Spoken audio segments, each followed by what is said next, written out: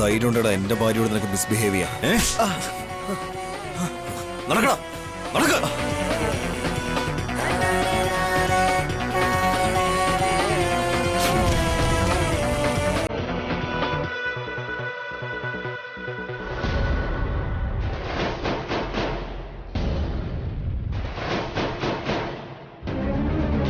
Bloody bugger.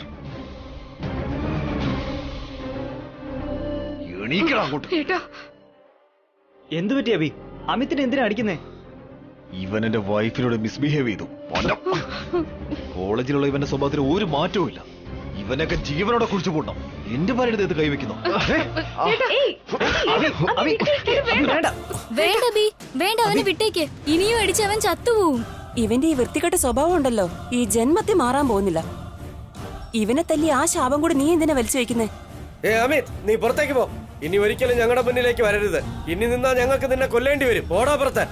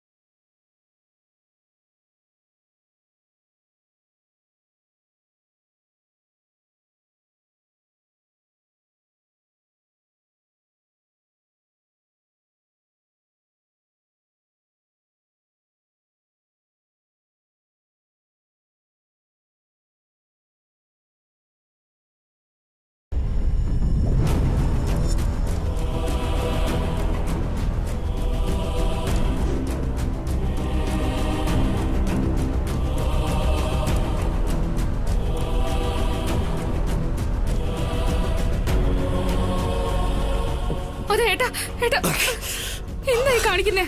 വേണ്ട ഏട്ടാ, എന്നെ തടുക്കരുത് വസുത്ര, എന്നെ തടയരുത്. അയ്യോ വേണ്ട ഏട്ടാ, വേണ്ട, പ്ലീസ് വേണ്ട ഏട്ടാ. ഞാൻ പറയുന്നതൊന്ന് കേൾക്ക്. എന്തിനാ ഇപ്പൊ ഇങ്ങനെയൊക്കെ ചെയ്യുന്നേ? എന്തിനാണെന്നോ നിനക്ക് വേണ്ടിയാ വസുന്ധര?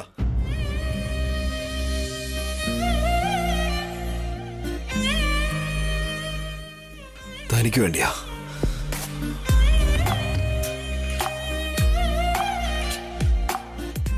നിന്റെ അടുത്താ അവൻ മിസ്ബിഹേവ് ചെയ്തേ.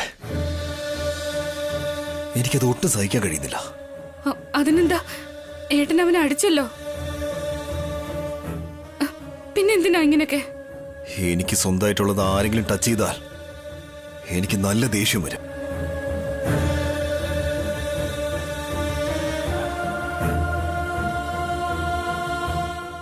അങ്ങനെയുള്ളപ്പോ അവൻ നിന്നെ ഫ്രണ്ട്സ് എല്ലാം എന്നെ തടഞ്ഞില്ലായിരുന്നു ഇന്ന് തന്നെ ഞാൻ അവനെ കൊല്ലുമായിരുന്നു. എന്റെ ജീവനാണ് അവൻ ടച്ച് ചെയ്തത്.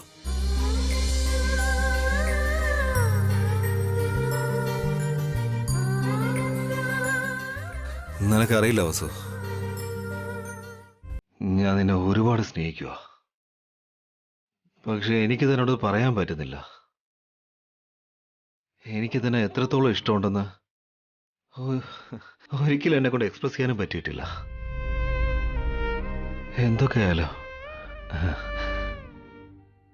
എനിക്ക് തന്നെ ഒരുപാട് ഇഷ്ടം.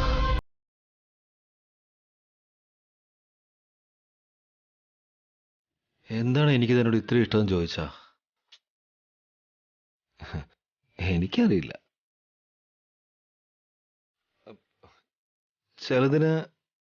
ചിലതിന് കാരണങ്ങളില്ലെന്ന് പറയില്ലേ, ഇതും അതുപോലെ തന്നെയാ.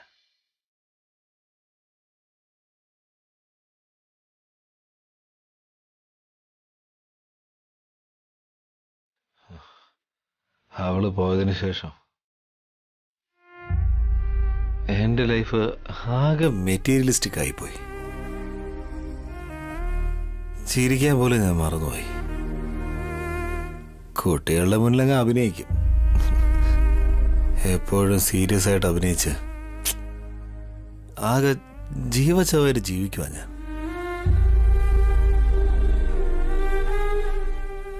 സത്യം പറയുകയാണെങ്കിൽ വീണ്ടും കല്യാണം കഴിക്കാൻ എനിക്ക് ഒട്ടും താല്പര്യമില്ലായിരുന്നു.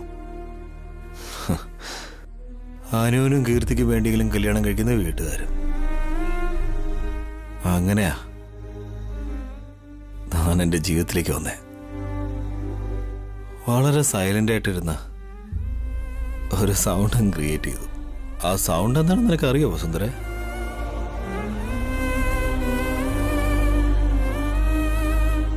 ഇങ്ങ അടുത്തേക്ക് വാ.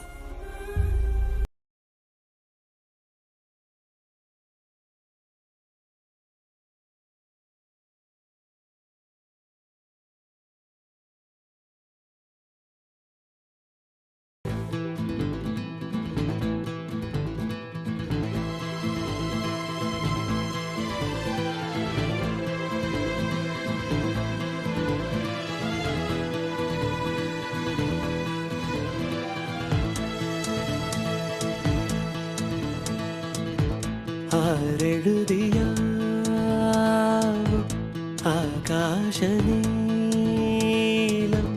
എന്നേരെ നീളും കണ്ണിലുടനീളം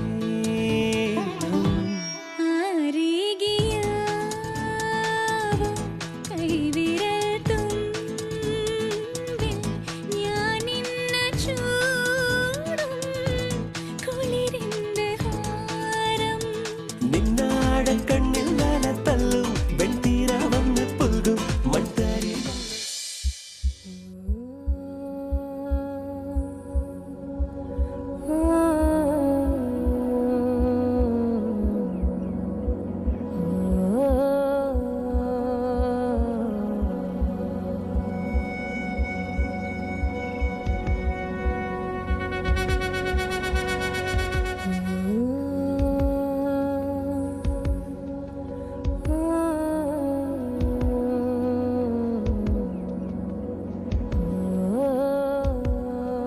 ആ ശബ്ദം നിനക്ക് കേൾക്കാൻ പറ്റുന്നുണ്ടോ വസുന്ധര? എൻ്റെ ഹൃദയമിടിപ്പ് നിനക്ക് കേൾക്കാൻ പറ്റുന്നുണ്ടോ? ഞാനിപ്പോഴും ജീവനോടെ ഇരിക്കുവാന്ന് തന്നോടത് പറയുന്നില്ലേ?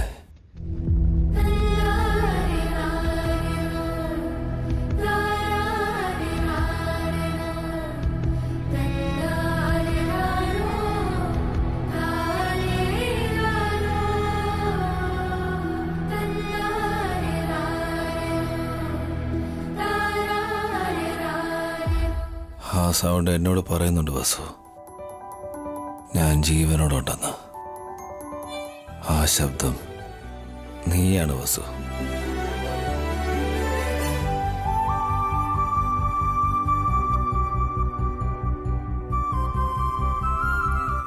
നീ വന്നതിന് ശേഷം ഞാൻ വീണ്ടും ജീവിക്കാൻ തുടങ്ങി. നീ വന്നതിന് ശേഷം ഞാൻ വീണ്ടും ചിരിക്കാൻ തുടങ്ങി. നീ വന്നതിന് ശേഷം ആ മെറ്റീരിയലിസ്റ്റിക് മനുഷ്യനെ അടുത്ത് കളഞ്ഞിട്ട് ഒരു മനുഷ്യനായത്. നീ വന്നതിന് ശേഷം ശരിക്കും പറയുകയാണെങ്കിൽ ഞാൻ നേരോണം ജീവിക്കാൻ തുടങ്ങി. താൻ കാരണം എൻ്റെ ജീവൻ തന്നെ മാറിപ്പോയി വസു. നീ എന്നെ മാറ്റിക്കളഞ്ഞു, മൊത്തത്തിലങ്ങ് മാറ്റിക്കളഞ്ഞു. That's why I like you, Vasu. That's why I like you. ഞാൻ പറയാനിരുന്നത് ഏട്ടൻ തന്നെ എന്നോട് പറയാം. എന്റെ മനസ്സിലുള്ളതും ഏട്ടന്റെ മനസ്സിലുള്ളതും എല്ലാം ഒന്ന് തന്നെയാ. I love you, Vasu. Love you forever and ever.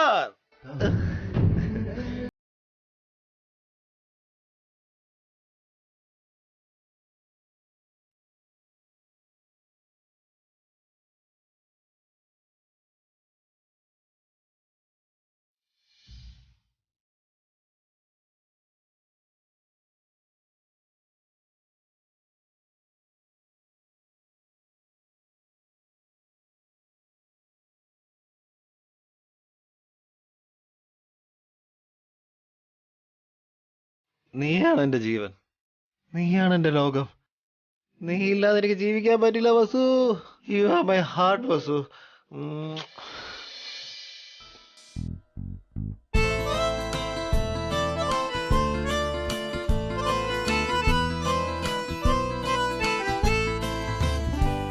ഹൃദയത്തിൻ നിറമായി പ്രണയത്തിൻ ബലമായി പനിനീർമലരായി നിറയൂ നീർമണിയായി വന്നുതിരും അനുരാഗത്തുളിരേ ഈരാവിനൊരാലിംഗനമേകൂ ആകാശം ചുരിയും നിറതാരങ്ങളുമായി ഓരോ വെൺമേഘം പോലെ നീ ഓർമ്മപ്പുഴ നീന്തി മാറിൽ കുളിരേന്തി നീ മൗനം പാടി ഹൃദയത്തിൻ നിറമായി പ്രണയത്തിൻ ബലമായി പനിനീർമലരായി നിറയൂ നീർമണിയായി വന്നുതിരും അനുരാഗത്തുളിരേ ഈരാവിനൊരാലിംഗനമേകൂ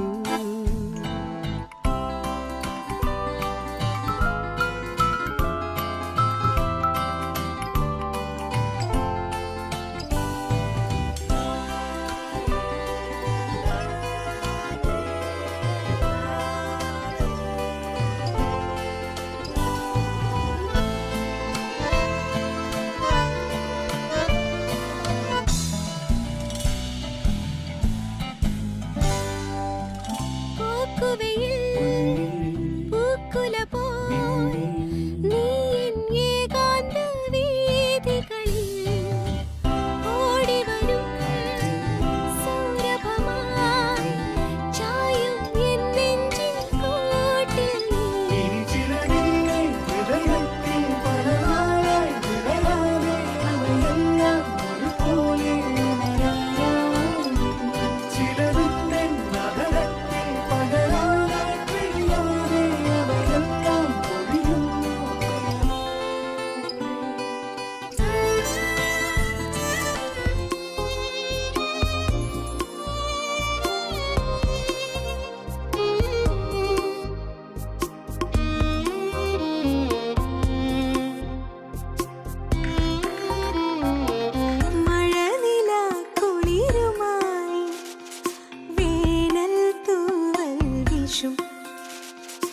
മൊഴിയിലും മധുരമായി മൗനം കഥ പറയും പൂങ്കാറ്റി വഴിയെ വരാതെ കാറ്റിൻ കുളിരറിയും ഏതോ സുഖമീ നെഞ്ചിൽ നിറയും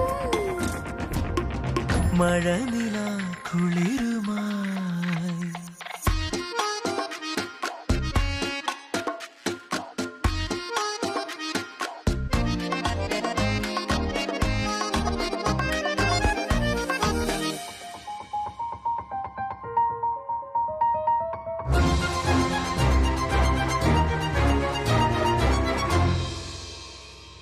മാഞ്ഞു പോകാൻ മറന്ന സ്വപ്നം കണ്ണിൽ തങ്ങും പകലുകളിൽ കണ്ണടച്ചാലും ഉള്ളിലാരോ രാഗം പാടും ഇരവുകളിൽ മലരുകൾ പൂക്കാതെ മലരിലും മാറ്റൂടെ ഹൃദയമറിയും പുതിയ മൃദുലഗന്ധം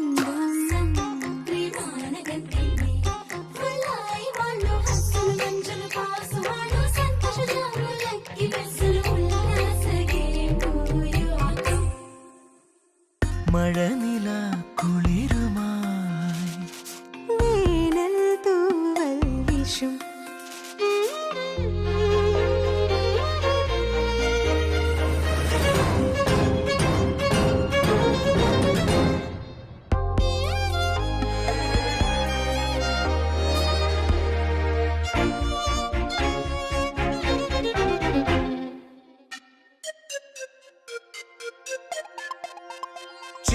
ചിറകിലല്ലാതെ നമ്മൾ നീലാകാശം പോകും ചില നിമിഷം ചില്ലു കണ്ണാടി നോക്കുമെന്നിൽ നിന്നെ കാണും ചില നിമിഷം ശംഖിലെ കടൽ പോലെ നെഞ്ചിലെ അനുരാഗം അലകളിളകി ഉയിരു തഴുകും നേരം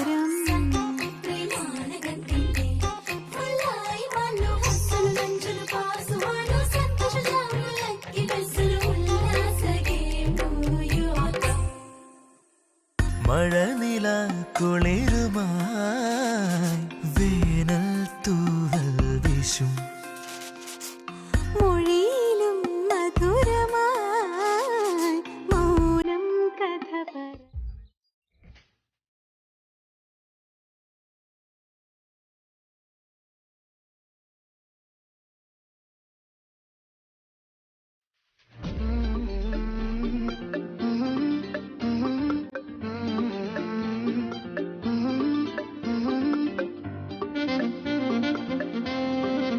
വേഗം വാ വല്യമ്മേ, എനിക്ക് തലമുടി കെട്ടിത്തരണം.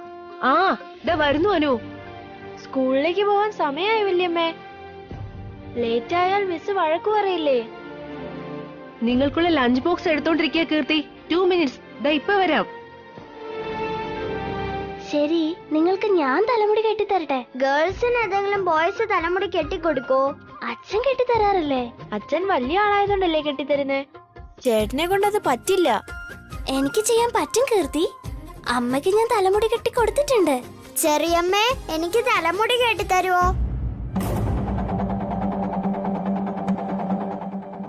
എന്താ, ഞാൻ നിങ്ങൾക്ക് തലമുടി കെട്ടിത്തരാനോ? അതെ ചെറിയമ്മേ, സ്കൂളിലേക്ക് പോവാൻ സമയമായി. കെട്ടിക്കൊടുക്ക ചെറിയമ്മേ. ഞാൻ മുടി കെട്ടാമെന്ന് പറഞ്ഞിട്ട് ഇവര് സമ്മതിക്കുന്നില്ല. വല്യമ്മയാണെങ്കി ഞങ്ങളുടെ ലഞ്ച് ബോക്സ് റെഡിയാക്കിക്കൊണ്ടിരിക്കുക. പ്ലീസ് പ്ലീസ് ചെറിയമ്മേ. നോ വേ, എന്നെ കൊണ്ട് പറ്റില്ല. I can't. കാർത്തികേ, എന്താ അമ്മേ? കുട്ടികൾ നിന്നോടൊന്ന് തലമുടി കെട്ടിക്കൊടുക്കാൻ പറഞ്ഞ ചെയ്യില്ലേ? അത് പിന്നെ അമ്മേ, അത് കുട്ടികൾക്ക് വേണ്ടി ഇത്ര പോലും ചെയ്യാൻ പറ്റില്ലേ? നാളെ നിനക്കും കുഞ്ഞുങ്ങളും ഉണ്ടാവും. അവരോട് നീ ഇതുപോലെ തന്നെ പെരുമാറുവോ? സോറി അമ്മേ, എനിക്ക് മുടി കെട്ടിക്കൊടുക്കാൻ അറിയത്തില്ല. എന്താ, നിന്റെ തലമുടി നീ കെട്ടാറില്ലേ? എനിക്ക് സ്വയം ചെയ്യാൻ അറിയാം. പക്ഷേ ഇവര് ചെറിയ കുട്ടികളല്ലേ, നന്നായിട്ട് ഒരുക്കിയില്ലെങ്കി അത് മോശമായി പോകുന്ന ഓർത്തിട്ടാ. സമാധാനമായിട്ട് ചെയ്തു കൊടുത്താ എന്താ ശരിയാവാത്തത്? ഇങ്ങനെയുള്ള ജോലിയൊക്കെ നീ ചെയ്ത് ശീലിക്കുന്നതാ നല്ലത്.